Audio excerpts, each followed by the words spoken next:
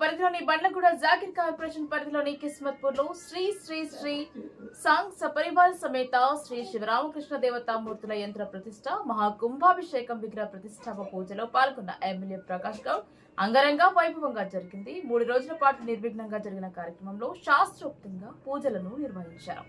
ఈ సందర్భంగా శివాలయం, రామాలయం, శ్రీకృష్ణ ఆలయంలో దేవతా విగ్రహాలను ప్రతిష్ఠించారు. 3వ రోజు రాజేంద్రనగర్ ఎమ్మెల్యే ప్రకాష్ గౌడ్ విచ్చేశారు. అన్నప్రసాద కార్యక్రమం నిర్వహించారు. హంపి విరూపాక్ష విద్యారణ్య పీఠాధీశ్వరులు శ్రీ శ్రీ శ్రీ విద్యారణ్య భారతి మహాస్వామి వారి సువర్ణ కరకమలములచే ఈ కార్యక్రమం నిర్విఘ్నంగా జరిగింది.